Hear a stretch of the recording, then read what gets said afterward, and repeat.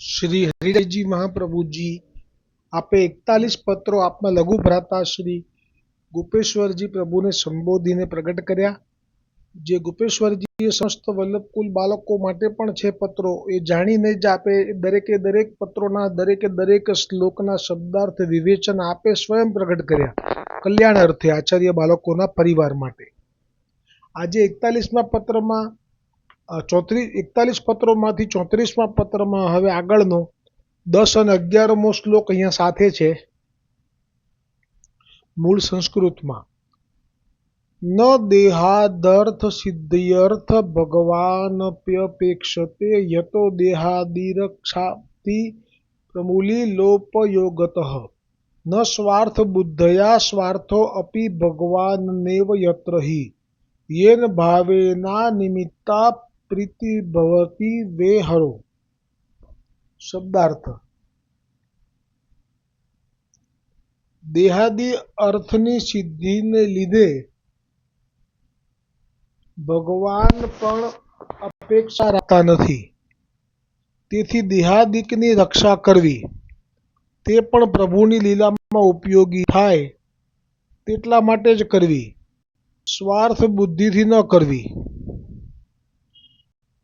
ज्यां स्वार्थ पण भगवान ज छे अने जे भाव वडे भगवानमां निष्कारण प्रीति निश्चय थाय छे।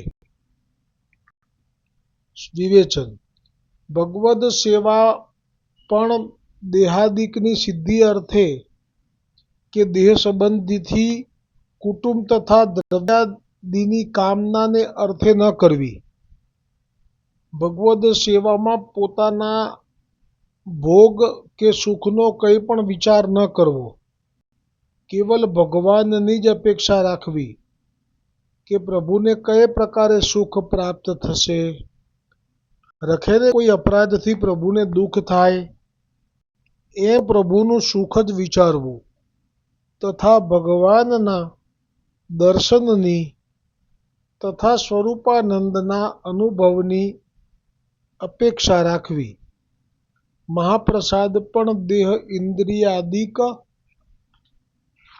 शिथिल न थई जाय ए उद्देश्यथी ज महाप्रसाद लेवो। श्री गुसाईजी परदेश पधारता त्यारे विप्रयोगथी कुश थई जता अने ज्यारे परदेशथी गोवर्धन गिरिराज पर गोवर्धननाथजी सन्मुख माटे पधारता त्यारे अत्यंत प्रीतिथी सुंदर महाप्रसाद लेता, पण ते एवा भावथी के श्री गोवर्धननाथजी अमने कुश थयेला जोशे तो तेमना मनमा दुख थाय ते योग्य नहीं। प्रभु अमने जोई सुख पामे ते ज सारू छे। ब्रज भक्तो एटले के गोपीजनोए पण पोताना देहनी रक्षा एवा भावथी करी छे, तेमां तेमणे पोतानुं सुख विचार्युं नथी।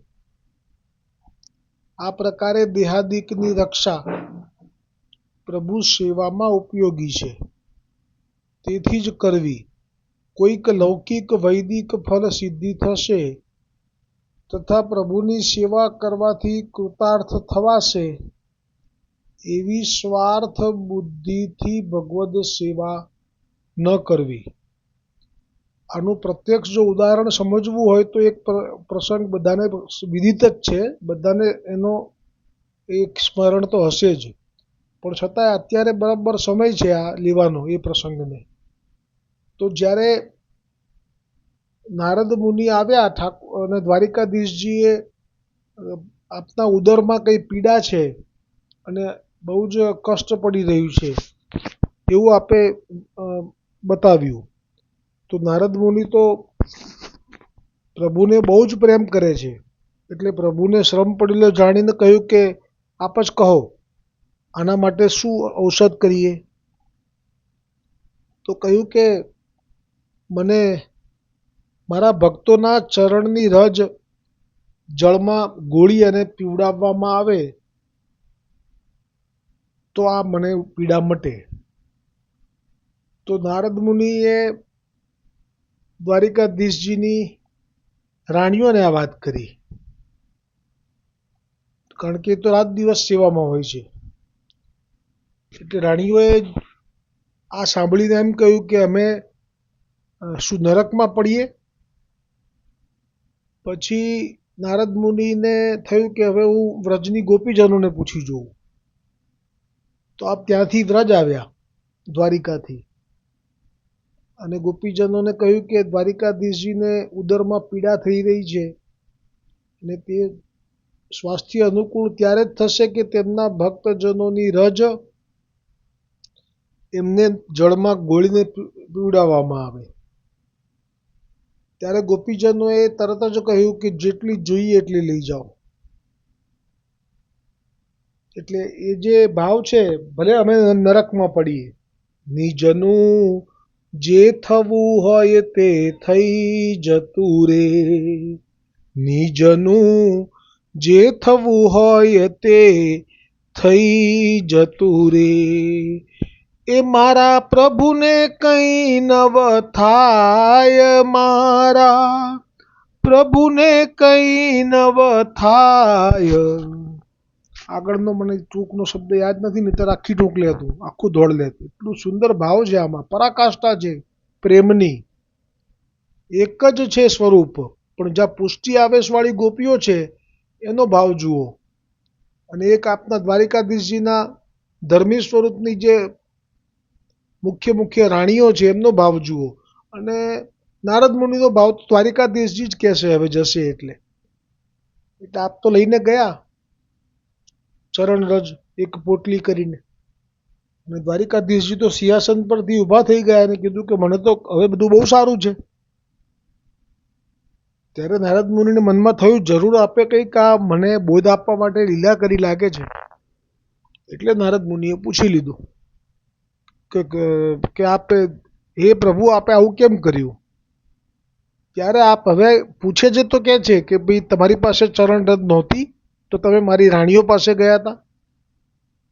એટલે તે જ વખતે સમજી ગયા નારદ મુનિ અને મસ્તક ઝુકાવી દીધું. અને રાણીઓ પણ ત્યાં જ ઊભી હતી આ વાત સાંભળી ત્યારે. એ લોકોનું પણ મસ્તક ઝૂકી ગયું. અને જે ગોપીજનો કે જેમણે આ રજ મોકલી છે એ હજી પણ એ જ વિચારે છે કે જલ્દી એમનું આ દુઃખ દૂર થઈ ગયું હશે અને હવે અમારા નાથ પ્રસન્નતામાં બિરાજતા હશે.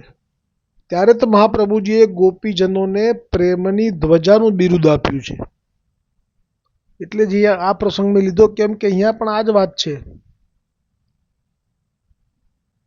કે જ્યારે આ પ્રકારે દેહાદિકની રક્ષા પ્રભુ સેવામાં ઉપયોગી છે, તેથી જ કરવી. કોઈક લૌકિક વૈદિક ફળ સિદ્ધ થશે તથા પ્રભુની સેવા કરવાથી કૃતાર્થ થવાશે એવી સ્વાર્થ બુદ્ધિથી ભગવદ સેવા ન કરવી.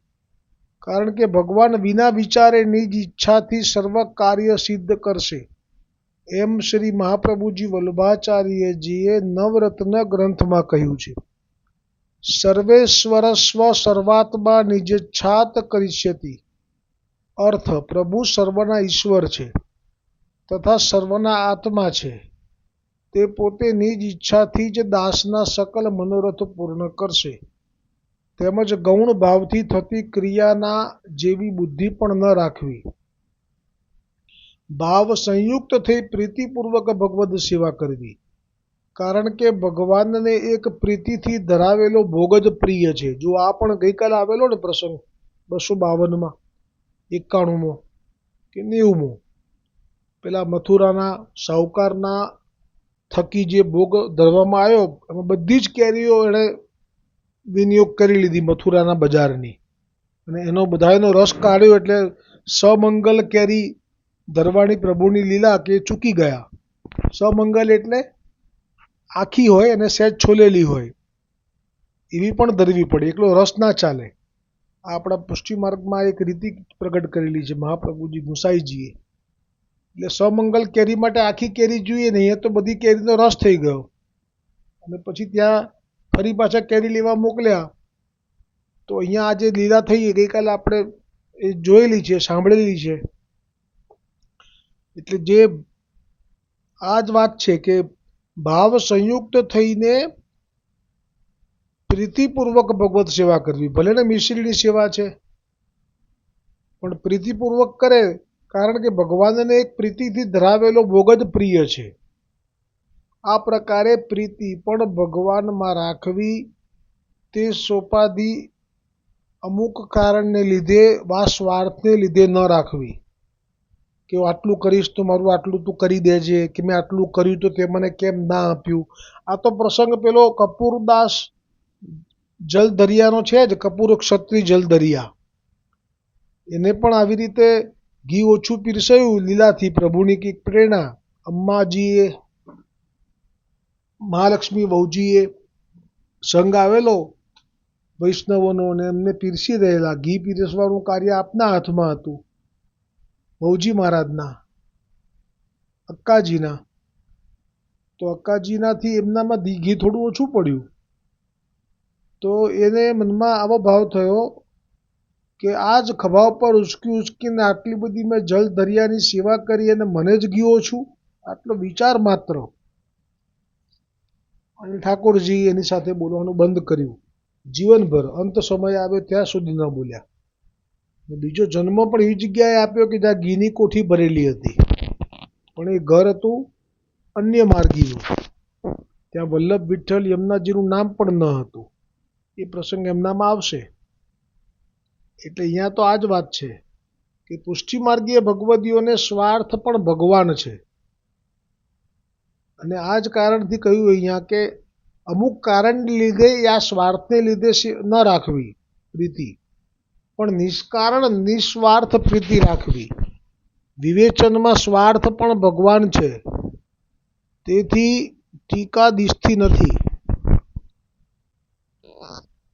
પુષ્ટિ માર્ગીય ભગવદીઓને સ્વાર્થ પણ ભગવાન છે.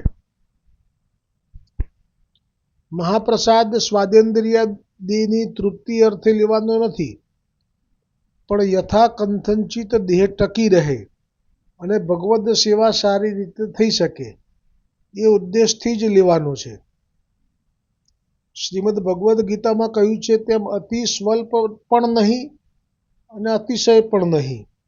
એટલે કે જે બહુ ઉપવાસ કરતા હોય છે એ પણ ના પાડી છે, અને જે બહુ જ લેતા હોય છે ને પછી પડ્યા રહે પોટલાની જેમ હલે બી નહીં, એ પણ ના પાડી છે.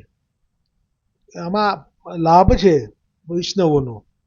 90% રોગ જતા રહે શરીરના, અને કોઈ અંત સમય સુધી એને કોઈની પાસે સહારો ન લેવો પડે. ને આપે તો ગુસાઈજીનું પણ કહી દીધું કે ગુસાઈજી જ્યારે પરદેશ પધારતા ત્યારે વિપ્રયોગથી કુશ થઈ જતા. એટલે બીજા એક પ્રસંગમાં વિસ્તારથી આવે છે આ વાત કે આપ એ વખતે પછી બધું લેતા નહીં. જે પણ ભલે ભોગ ધરાતો પણ આપ એમાંથી કણિકા લેતા અને બધું ના લેતા. જેમ કે નાગજી ભટ્ટને મનોરથ થયો કેરીનો આરો ગાવાનો, ત્યારે જ આ વાત પ્રસિદ્ધ થઈ. ત્યાં સુધી તો કોઈને ખબર નથી, કેમ કે આ વાત કોઈને ખબર પાડવા માટે થોડી હોય કે નથી લેતા તો કેમ નથી લેતા. પણ નથી લેતા એનું કારણ ત્યારે પ્રગટ થયું કે અમારા નવનીત પ્રિયાજીને, અમારા ગોવર્ધનનાથજીને મૂકીને હું અહીંયા કેવી રીતે આરોગું. એટલે તો નાગજી ભટ્ટ ગયા હતા 2 થેલા ભરીને. આમ તો આપણે ખાલી ગોવર્ધનનાથજીનું જ કહ્યું હતું, પણ નાગજી ભટ્ટને તો ખબર છે કે આ તો પછી એમ પણ કહેશે કે નવનીત પ્રિયાજી વગર અમે ના આરોગીએ. એટલે એક સાંઢની 2 બાજુ 2 મોટા મોટા પોટલા કેરીના ભરી અને ગોવર્ધનનાથને પણ ધર્યા અને નવનીત પ્રિયાજીને પણ ધર્યા. પછી આપે આટલો પ્રેમ હતો નાગજી ભટ્ટનો, એટલે આપે થોડી કેરી ભોગ ધરેલી મહાપ્રસાદમાં આરોગી હતી. પરંતુ મૂળમાં આપ જ્યારે જ્યારે પણ વ્રજ છોડીને ચાલતા અને પછી આપ બહુ ઓછું કરી લેતા. વિપ્રયોગ પણ રહેતો, આપને તાપ રહેતો પ્રભુનો. અને હવે જ્યારે નજીક જઈ રહ્યા છે તો થોડાક મુકામ બાકી હોય ત્યારે આપ સરખું લેવા લાગતા. કેમ કે આપનું શરીર ત્યાં સુધીમાં તો એટલું બધું કુશ થઈ જાય કે વૈષ્ણવને દેખાય કે આ તો આટલું બધું કેમ. પણ આપને વૈષ્ણવની ચિંતા નથી, આપને ચિંતા ગોવર્ધનનાથજીની છે કે એક શ્રીજી રીજે દુનિયા સઘળી આપો આપ જરી જતી. એટલે આપે પછી બરાબર લેવાનું રાખતા. અને ત્યાં સુધીમાં જ્યારે પહોંચે છેલ્લા 3-4 મુકામમાં કે 5-15 મુકામમાં, એ પછી એમનું શરીર વળી પાછું થોડું સુંદર દેખાવા લાગે, એ પણ પ્રભુને સુખ માટે. એવી સુંદર વાત આ પ્રસાદની જે આવી છેલ્લે એ આગળ પણ આવી ગુસાઈજીની એટલે લીધી. આ શરૂઆતમાં અઘરું લાગશે પણ ખરેખર જ આવું જો હોવું જોઈએ, જેટલું બને એટલું ઓછું. ને આવો નિયમ કરવા માટે હું તમને એક મારા તરફથી સાચી હું જે અમલમાં મૂકેલી છે એટલે આપી શકું સલાહ, કે આપણે પશુ પક્ષીને જોઈને પણ એવું નક્કી કરી લઈએ કે જો પશુ પક્ષી રાત્રે નથી લેતા, સાંજ થઈ જાય, સંધ્યાકાળ થઈ જાય પછી તમે ચણ મૂકો કે ચવાણું મૂકો, એ કશું અડશે નહીં. તો આપણે કમસે કમ એટલું બી કરીએ કે સંધ્યાકાળ થયા પછી નથી લેવું, એ પહેલાં જે લેવાઈ ગયું લેવાઈ ગયું. તો પણ તમે જોજો એનો પ્રભાવ કેટલો પડે છે. શરૂમાં તો બહુ તકલીફ પડશે, 5-15 દિવસ જેવી તો, પણ પછી એવું લાગે તો ફ્રૂટ લેવાય, દૂધ લેવાય, એમ કરીને ટેવ પાડવાની. દિવસમાં સવારે ઉઠીને પછી તો નહીં લેવાય તો એનો વાંધો નહીં, એ વખતે ફ્રૂટ લેવાય, નટ્સ લઈ લેવાય. પછી આ રીતે સાંજના નહીં જ લેવું એવું જો આગ્રહ રાખશો તો ધીરે ધીરે આમાંથી બહાર નીકળી જવાશે. જે અતિશય લેવાનું થાય છે એમાં રાતનું તો બધી રીતે આપણને વેઇટ પણ વધારે અને બધી રીતે જેમ જેમ ઉંમર જાય એ લોકોને તો આ બહુ સુંદર છે એક ટાઈમ લેવું. એ પછી વચ્ચે લેવાય, મેં કીધું ને લીલો મેવો છે, દૂધ છે, એ બધું લેવાય. બસ તો આજનો સત્સંગ અહીંયા આ પૂરો થયો. આવતીકાલે 12મો શ્લોક, 13મો શ્લોક અને શક્ય હશે તો 14મો અને 15મો પણ આવશે. શ્રી હરિરાયજી મહાપ્રભુજી કી જય હો. જેમને માટે આ પત્રો પ્રગટ કર્યા એ શ્રી ગોપેશ્વરજી પ્રભુજી કી જય હો. ગોપેશ્વરજી પ્રભુએ જેમના માટે શબ્દાર્થ અને વિવેચન પ્રગટ કર્યું એ સમસ્ત વલ્લભ કુલ પરિવાર કી જય હો.